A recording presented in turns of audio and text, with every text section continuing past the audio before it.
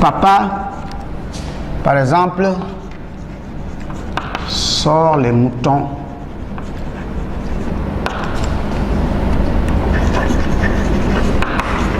dont les poils sont noirs.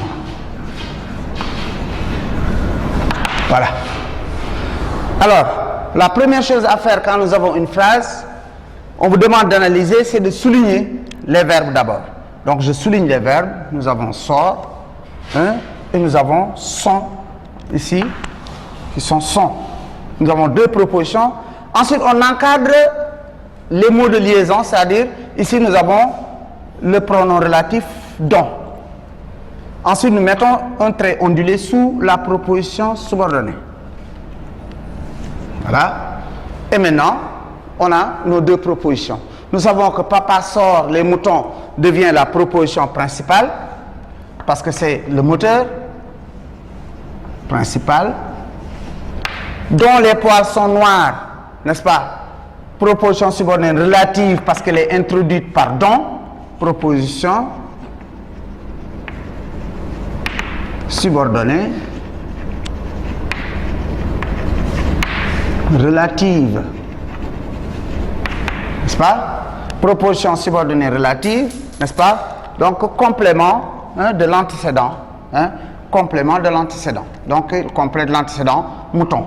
L'antécédent, hein, il est à côté de la phrase. On devait dire papa sort les moutons, les poils des moutons sont noirs. Donc pour éviter la répétition, on a mis le pronom relatif dont. Donc il est complément de l'antécédent.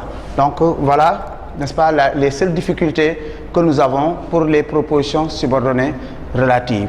Nous pouvons avoir aussi, dans le cadre de ces propositions subordonnées relatives toujours, ce qu'on appelle une proposition subordonnée relative incise. Incise. Pourquoi incise? Je vais effacer ici.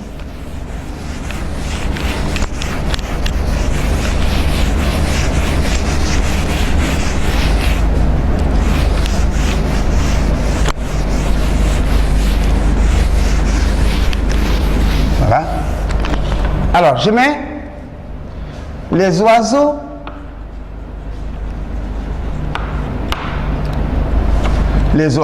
dont les plumes sont rouges, pépient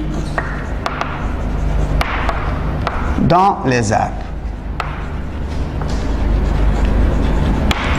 Les oiseaux dont les plumes sont rouges pépient dans les arbres. Donc la première chose, on souligne les verbes. Souligne les verbes. Que font les oiseaux? Ils pépient. Comment sont les plumes? Ils sont. Ensuite, j'encadre les mots de subordination dont. Et je cherche la proposition principale. Une proposition ne peut pas comporter de verbes. Donc, je mets le trait ondulé tout simplement sur ça. Et maintenant, je lis la proposition principale. La proposition principale, c'est les oiseaux pépient dans les arbres. Proposition principale. Proposition principale.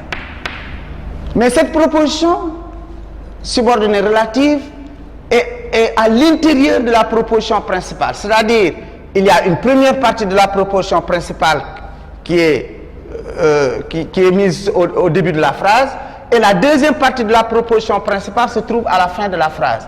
Alors cette proposition subordonnée relative, on l'appelle une proposition subordonnée relative incise.